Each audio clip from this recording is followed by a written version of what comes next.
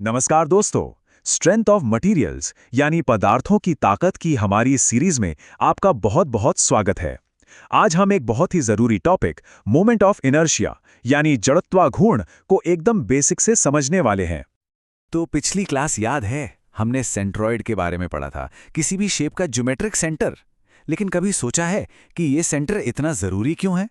इसका असली काम क्या है? देखो, जब भी किसी बीम पर, किसी स्ट्रक्चर पर लोड पड़ते हैं ना, तो वो बेंड होती है। और वो बेंड किसके चारों तरफ होती है? हाँ, उसी सेंट्रॉइडल एक्सिस के चारों तरफ। तो उस बेंडिंग को, उस झुकाव को रोकने की जो अंदरूनी ताकत है, जो रेजिस्टेंस है, वही है हमारा आज का टॉपिक, मोमेंट ऑफ इनर्शिया। अच्छा, आगे बढ़ने से पहले एक छोटा सा रिकैप हो जाए। सेंट्रॉइड के 2 फॉर्मूले हैं जो एग्जाम्स में सीधे पूछ लिए जाते हैं। उनको एक बार जल्दी से देख लेते हैं ताकि आगे कोई कंफ्यूजन ना हो। देखिए यहाँ, एक त्रिभुज के लिए बेस से सेंट्रॉइड की दूरी है h/3 और एक सेमी सर्कल के लिए ये है 4r/3π। अब यहाँ एक बहुत जरूरी एग्जाम टिप, ध्यान से सुनना। हमेशा सवाल में ये जरूर देखना कि दूरी बेस से पूछी है या एपेक्स से। छोटी सी गलती है लेकिन मार्क्स पूरे कट जाते हैं, ठीक है? ओके, तो जो सेंट्रॉइड था ना, वो फर्स्ट मोमेंट ऑफ एरिया से जुड़ा हुआ है। अब हम एक स्टेप आगे जा रहे हैं, सेकेंड मोमेंट ऑफ एरिया की तरफ। और यही second moment of area structural design की जान है, उसकी आत्मा है। चलिए देखते हैं ये है क्या। तो फर्स्ट मोमेंट ऑफ एरिया, ये है क्या चीज? बहुत सिंपल है। बस एरिया dA को एक परपेंडिकुलर दूरी y से गुणा कर दो। बिल्कुल वैसे ही जैसे आप फोर्स को दूरी से गुणा करके मोमेंट ऑफ फोर्स निकालते हो। Force into distance, moment of force. Area into distance, moment of area. Simple. अब आइए सेकंड मोमेंट पे। यहाँ एक छोटा सा पर बहुत बड़ा बदलाव है। यहाँ हम एरिया को दूरी यानी y से नहीं, बल्कि y के स्क्वायर से, y² से गुणा करते हैं। Integral y² dA। अब आप सोचो इसका मतलब क्या हुआ? मतलब ये हुआ कि एक्सिस से जो एरिया जितना ज़्यादा दूर होगा, उसका असर घातीय रूप से यानी एक्सपोनेंशियली बढ़ जाएगा, क्योंकि दूरी का स्क्वायर है। यही वो छोटा सा ट्विस्ट है जो इसे बेंडिंग के खिलाफ रेजिस्टेंस नापने के लिए इतना पावरफुल बना देता है। अब आप सोच रहे होंगे कि ये फर्स्ट और सेकंड नाम कहाँ से आ गए। इसकी कहानी बड़ी मजेदार है। सोचो, एक राजा था, नाम था पुलिकेसी। जब तक वो अकेला था सब उसको राजा पुलिकेसी कहते थे। फिर उसका बेटा हुआ, उसका नाम भी पुलिकेसी रखा। अब कंफ्यूजन हो गया, तो लोगों ने पहले वाले को पुलिकेसी द फर्स्ट और दूसरे को पुलिकेसी द सेकंड कहना शुरू कर दिया। बिल्कुल यही यहां हुआ। पहले सिर्फ y/dA था, जिसको मोमेंट ऑफ एरिया कहते थे। फिर इंजीनियरिंग में y² dA की जरूरत पड़ी, तो इस नए वाले को सेकंड मोमेंट कहा गया और ऑटोमेटिकली पहले वाला फर्स्ट मोमेंट बन गया। ठीक है, तो अब सीधे मेन टॉपिक पे आते हैं। मोमेंट ऑफ इनर्शिया यानी जड़त्वाघूर्ण, ये है क्या?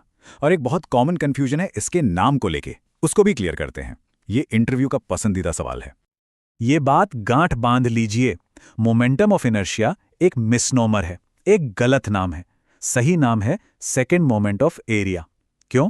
क्योंकि असली इनर्शिया हमेशा मास से जुड़ा होता है।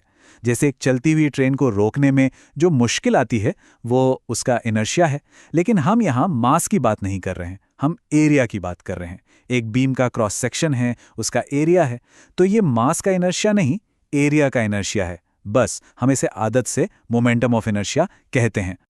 तो फॉर्मूला क्या कहता है? I = integration y² dA। इसको आसान भाषा में तोड़ते हैं।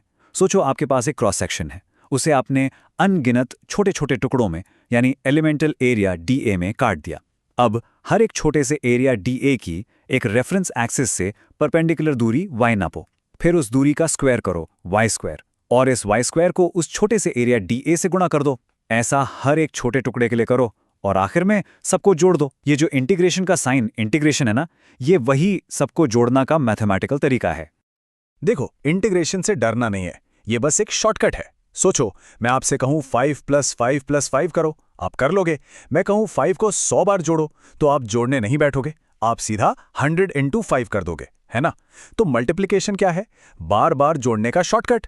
बिल्कुल वैसे ही जब हमें अनगिनत इनफाइनाइट छोटे छोटे एरिया को जोड़ना होता है, तो हम समेशन सिग्मा की जगह एक पावरफुल टूल इस्तेमाल करते हैं, इंटीग्रेशन, इंटीग्रल।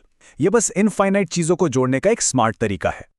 अब आते हैं इस टॉपिक के सबसे जरूरी कॉन्सेप्ट पर, एक ऐसी चीज जहां 90% स्टूडेंट्स एग्जाम में गलती करते हैं। तो पूरा ध्यान यहां। वो कॉन्सेप्ट है रेफरेंस एक्सिस।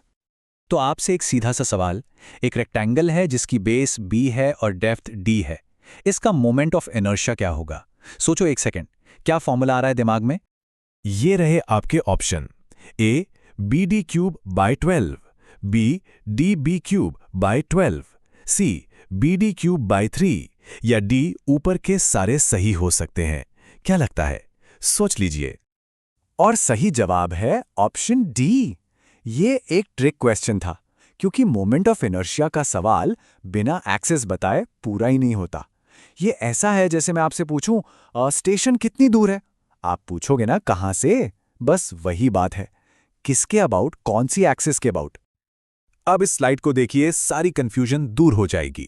अगर हम एक्सिस रेक्टेंगल के सेंट्रॉइड से पास होने वाली एक्स एक्सिस लें तो फॉर्मूला है BD³/12। ये एक मानक सूत्रमान है, इसे याद रखना है।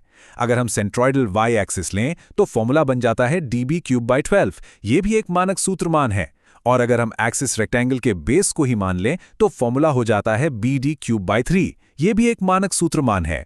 देखा, एक ही रेक्टेंगल, 3 अलग अलग जवाब। तो एक्सिस बहुत जरूरी है। इस स्लाइड का स्क्रीनशॉट ले लो, बहुत काम आएगा। चलिए अब देखते हैं कि ये सबसे फेमस फॉर्मूला BD³/12 आया कहां से। इसका डेरिवेशन समझते हैं। ये आपके कन्वेंशनल एग्जाम्स में 5 से 10 नंबर का सीधा सवाल बन सकता है, तो ध्यान से देखिएगा। डेरिवेशन के लिए हम 3 स्टेप्स फॉलो करेंगे। स्टेप 1, हमें एक एलिमेंटल स्ट्रिप लेनी है। हमने सेंट्रॉइडल एक्स एक्सिस से y दूरी ऊपर एक पतली सी हॉरिजॉन्टल पट्टी ली, जिसकी मोटाई है dy, ठीक है। स्टेप 2, अब इस पट्टी का एरिया DA निकालेंगे। इसकी चौड़ाई b है और मोटाई dy है, तो एरिया क्या हो गया? Simple, DA = b × dy। Step 3, अब हमें लिमिट सेट करनी है। हमें पूरे रेक्टेंगल को कवर करना है, तो ये पट्टी कहां से कहां तक जाएगी? सबसे नीचे से, यानी -d/2 से सबसे ऊपर तक, यानी +d/2 तक। ये हो गई हमारी लिमिट्स। अब इन सब चीजों को हम अपने मेन फॉर्मूले में डाल देते हैं। फॉर्मूला था Ixx = इंटीग्रल y² dA। अब dA की जगह हम b × dy रख देंगे, तो ये बन गया इंटीग्रल y² b dy। यहाँ b तो कांस्टेंट है, पूरे रेक्टेंगल की चौड़ाई वही रहेगी, तो b को हम इंटीग्रेशन से बाहर निकाल सकते हैं। तो फाइनल एक्सप्रेशन बना b integral y² dy। Okay, अब बस इंटीग्रेशन करना है। y² का इंटीग्रल होता है y³/3। अब इसमें हम अपनी लिमिट्स डालेंगे, -d/2 से +d/2 तक। थोड़ा सा कैलकुलेशन करने के बाद हमें मिलता है हमारा फाइनल आंसर, और इस तरह हमें मिलता है हमारा स्टेप बाय स्टेप गणना किया गया परिणाम, जो अब एक मानक सूत्रमान बन चुका है। Ixx = BD³/12। ये फॉर्मूला ऐसे ही नहीं आया, इसके पीछे ये पूरा डेरिवेशन है। तो चलिए एक बार जल्दी से रिवाइज कर लेते हैं कि आज हमने क्या क्या सीखा, और इसके बाद पार्ट 2 में क्या आने वाला है उसकी भी एक झलक देखेंगे। आज के इस सेशन के मुख्य निष्कर्ष जो आपको हमेशा याद रखने हैं।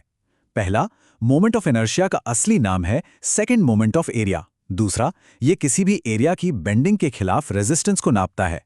तीसरा, MOI हमेशा एक खास एक्सिस के अबाउट डिफाइन किया जाता है। और चौथा, रेक्टेंगल के सेंट्रॉइडल एक्स एक्सिस के अबाउट MOI का फॉर्मूला होता है Ixx = BD³/12। तो आज हमने सेंट्रॉइडल एक्सिस की कहानी तो समझ ली, लेकिन अभी भी कुछ सवाल बाकी हैं। अगर एक्सिस बेस पर हो तो क्या होगा? अगर शेप रेक्टेंगल ना होकर सर्कल या ट्रायंगल हो तो? इन सब के लिए क्या हम बार बार इंटीग्रेशन करेंगे? नहीं, इसके लिए एक बहुत ही पावरफुल थ्योरम है, पैरेलल एक्सिस थ्योरम। ये सब हम देखेंगे पार्ट 2 में। तो मेरे सभी TNPSC, गेट और JEE एस्पिरेंट्स, याद रखिएगा, हर फॉर्मूला जो आप मास्टर करते हैं, हर कॉन्सेप्ट जो आप दिल से समझते हैं, वो आपको आपके गोल के एक कदम और पास ले जा रहा है। प्रैक्टिस करते रहिए, कॉन्फिडेंस बनाए रखिए, आप जरूर सफल होंगे। शुभकामनाएं।